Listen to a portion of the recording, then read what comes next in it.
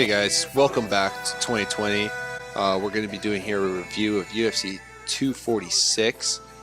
So just to let you guys know, spoiler alerts, if you guys have not seen the card, we will be discussing a couple of the results and where they go from here, possibly.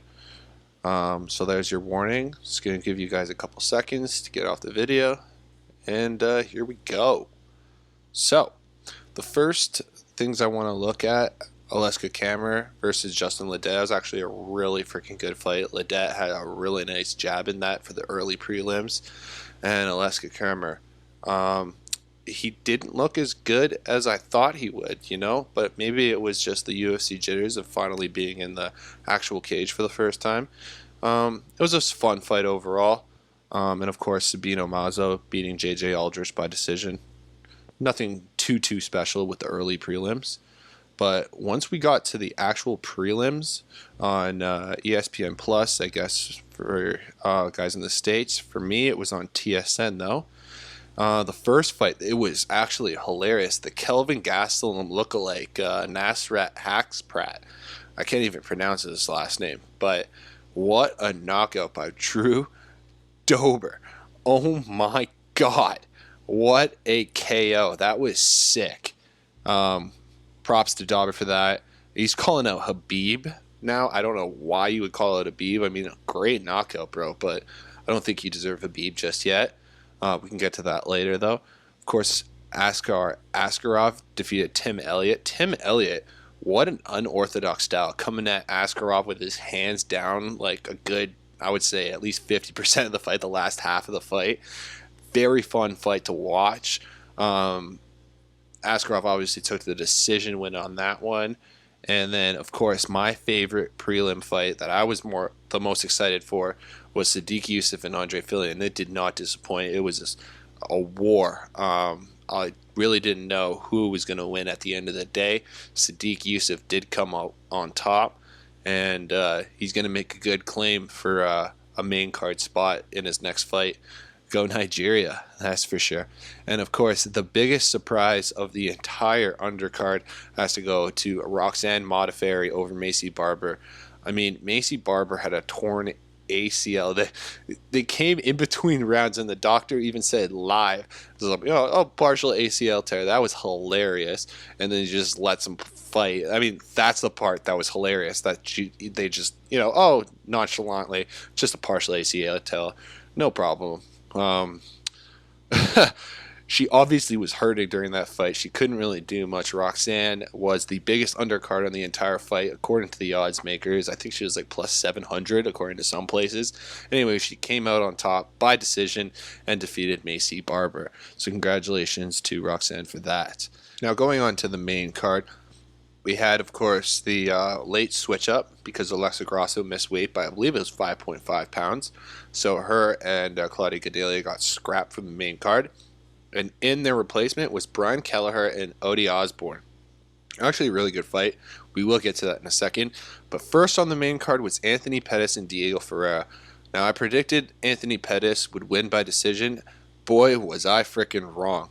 Now, in the aspects of thinking that Pettis would win on the stand-up game, I was right on that. But Diego Ferreira, amazing with the ground game. It almost seemed like, if you guys have ever played the UFC 3 game, or any UFC game for that matter, some guy just spamming the takedowns and just being really good at the ground. That's what it felt like, honestly. Just being owned in the stand-up kind of and not really wanting to deal with the stand-up. But Diego Ferreira, credit to him. I didn't even think he had that submission in for a second, and then all of a sudden you see Pettis tap. Great submission. Diego Ferreira, you deserved it. I'm sorry, you shut me up. I'll have to give him credit. Next time he fights, we'll see what happens there. Going on, obviously, to the next fight, which was obviously the new addition to the main card, coming up from the early prelims, Brian Kelleher over Odi Osborne. First round submission. This was a crazy fight, mostly because of the start and how they both came out very aggressive. Odi Osborne pulling off the John Jones, Rashad Evans start, crawling on all fours to start off the fight. Really entertaining overall in the stand-up game. And Brian Kelleher, oh man, great submission. I believe the guillotine, that was sick. congratulations to them. That was actually a really good fight. I'm glad they boosted it up to the main card. Very surprised with that. Moving on, my bang on prediction: Oleksiy Olenek versus Maurice Green. Now, a lot of people had Maurice Green as the favorite. I understood why. Olenek coming off the 2 knockout losses. I just couldn't see Green doing it to Olenek. Olenek is a beast. He's a bear. When he gets a hold of you, he's not called the boa constrictor for nothing, okay, guys? Like, that guy is an animal. He got the Ezekiel choke in the first round. He couldn't finish it off. I honestly thought his arms were going to be dead going into the second, but he still pulls it off. A great submission. I believe it was armbar. He finished him off finally. It was just fantastic. Great fight. Olenek by submission. And of course, the co-main event, Holly Holm, Raquel Pennington. This was a rematch. I felt like Raquel Pennington would do enough, or had changed enough, I guess, to earn her at least a decision win over Holly Holm. But you know what? Holly Holm comes from that Winkle Jackson gym where they just have the great game plans. And Holly Holm stuck to her game plan. It wasn't very entertaining. It was not a very fun fight whatsoever. I would have been extremely frustrated if I was Pennington, but she still did enough to win the first 2 rounds and take the W. Good on her. I'm not sure where she goes from here, but I guess we'll see.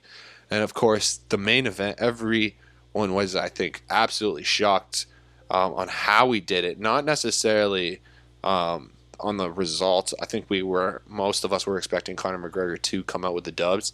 But the way he did it was absolutely insane. I think my jaw dropped.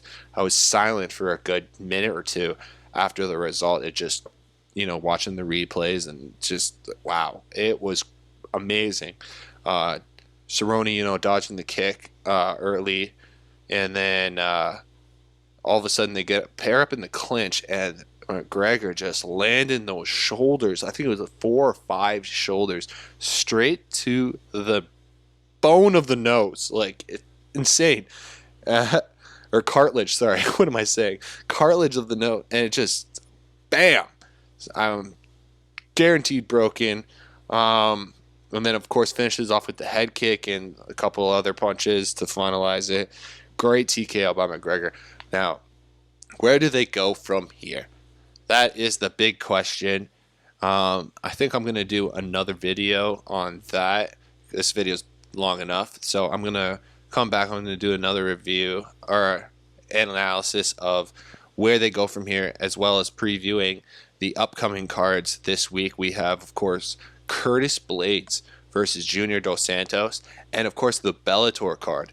Julia Budd defending her featherweight title. She is undefeated in Bellator, at least, and she's taking on Chris Cyborg, who has moved from the UFC, coming over to Bellator. We're going to see what happens with that fight. Obviously, it's going to be interesting. We're going to have a lot of previews and a lot of things to talk about. So thank you again, guys. Take care, and until next time, 2020, 1 and out.